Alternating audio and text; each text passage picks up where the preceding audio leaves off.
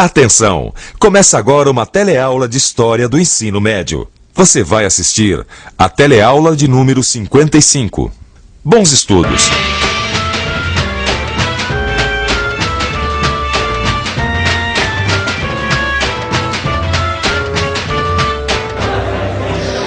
O caminho do mundo entre a Primeira Guerra Mundial e a Segunda Guerra passou por um lugar como este aqui, a Bolsa de Valores. Como foi que isso aconteceu e como foi a crise do capitalismo entre as duas guerras são alguns dos temas desta teleaula.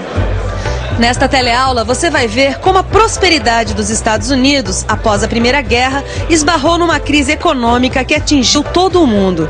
Vai conhecer os problemas enfrentados pelas antigas potências europeias e ver o desenvolvimento da União Soviética.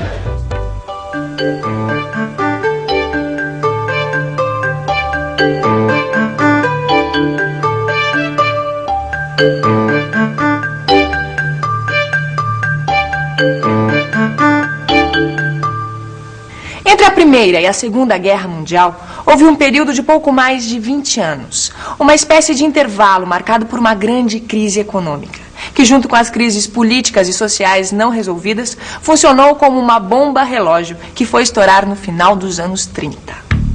Uma das causas foi o fracasso da Liga das Nações, criada após a Primeira Guerra para manter a paz. E além de não resolver suas disputas políticas, após a Primeira Guerra, a Europa perdeu a condição de centro da economia mundial.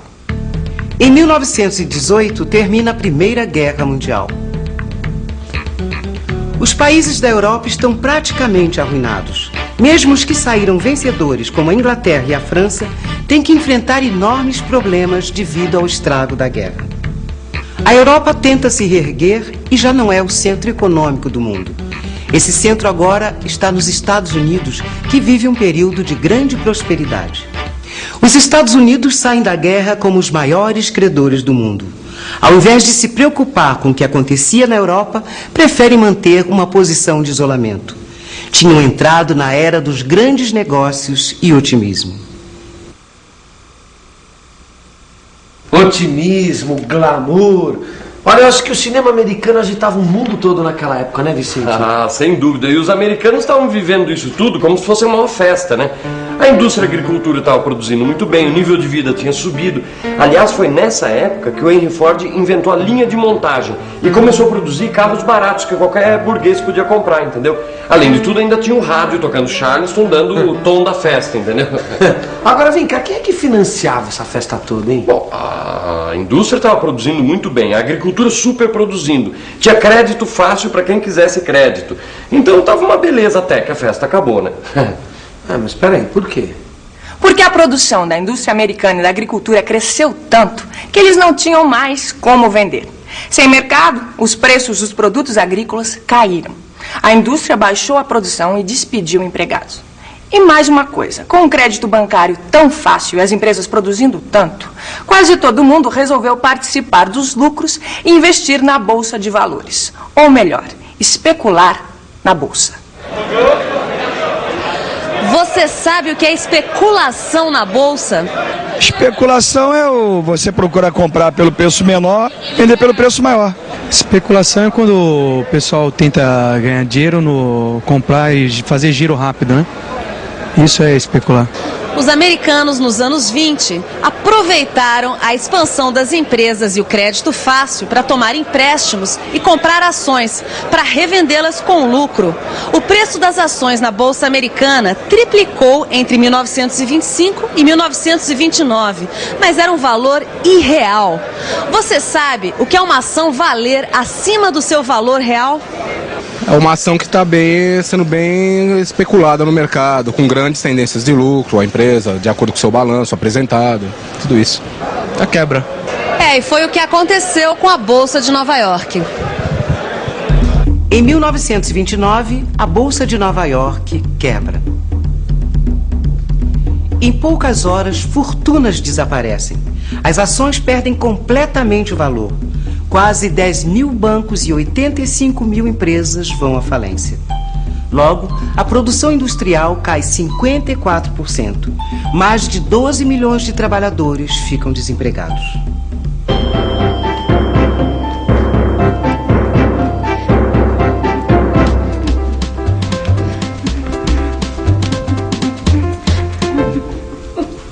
Nós perdemos tudo. Como perdemos tudo, querido. Você trabalha numa indústria que até ontem estava vendendo sem parar. E nós temos dinheiro investido na Bolsa de Valores. O que aconteceu? A indústria faliu. E as ações da Bolsa viraram lixo. E o pior, nós vamos ter que pagar os empréstimos do banco que nós fizemos para comprar as ações da Bolsa. Calma, querido. Quem sabe a gente pode tentar ir para o campo e recomeçar. E campo o quê? Lá está pior do que aqui. Os preços de tudo que eles plantam baixaram. E está todo mundo perdendo as terras que deram em garantia aos empréstimos bancários. E agora? Nós vamos acabar na fila da sopa. Eu odeio sopa.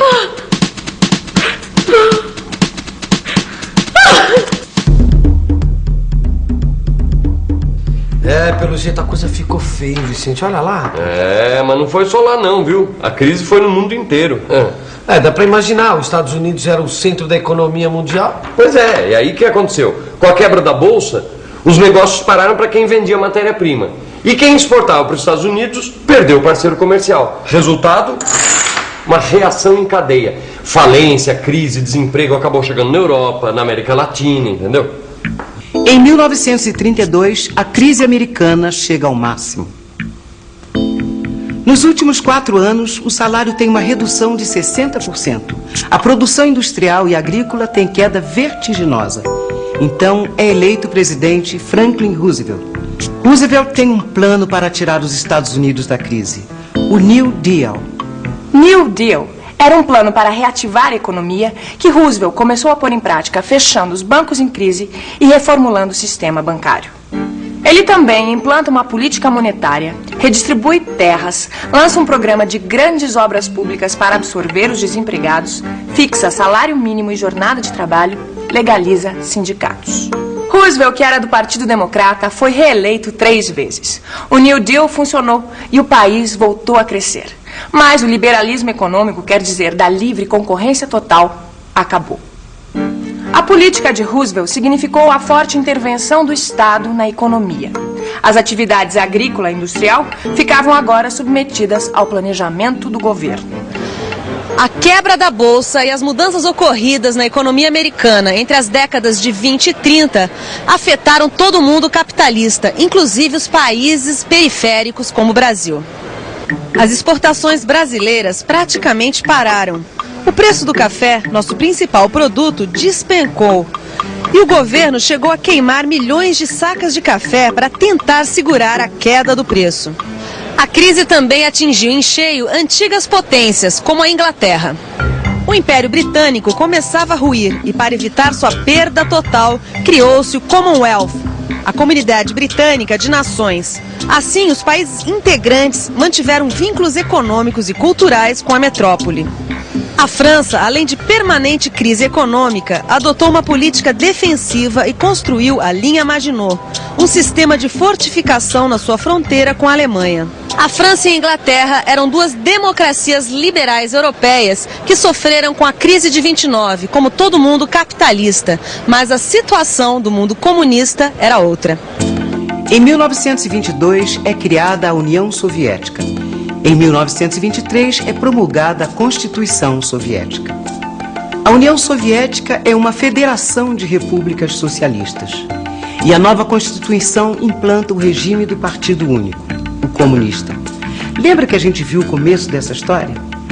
Como a gente viu, foi a vitória dos bolcheviques na Revolução da Rússia que trouxe o comunismo ao poder. Liderados por Lenin, eles transformaram o antigo Império Russo na União Soviética. Com a morte de Lenin, em 1924, Joseph Stalin assume o poder e aí permanece durante quase 30 anos. Nesse período, a União Soviética torna-se a 2ª maior potência do mundo. Agora que não existem mais propriedades privadas e que formamos cooperativas, o trabalho melhorou bastante, hein? As terras são coletivas e a gente está aumentando a produção. E você sabia que a indústria pesada já está bem desenvolvida? A nossa indústria e também o nosso nível de vida melhoraram. Agora que toda a população já tem assistência, educação, O nível de vida melhorou bastante, hein? E quem não concordar com isso é bom falar baixo, porque se o Stalin ouvir... Ô, Vicente, me diz uma coisa, não foi o Stalin que promoveu uma das mais brutais ditaduras do século XX? Ah, sem dúvida, viu? Ele desenvolveu muito a economia soviética, mas para isso ele matou milhares de pessoas. Para coletivizar a agricultura, por exemplo, ele perseguiu, matou e tomou as terras dos pequenos e médios proprietários, os kulaks. Suprimiu da Constituição os aspectos democráticos e eliminou toda a oposição, realizando expurgos no partido e no governo. Expurgos e execuções, não é, Vicente? Exatamente. Inclusive crimes que depois que Stalin morreu foram denunciados dentro da própria União Soviética. Bom, e como não se podia fazer oposição, né? Podia, mas quem fizesse era eliminado, né? E o Stalin ainda tirou da Constituição o direito de voto universal e acabou com a separação dos poderes.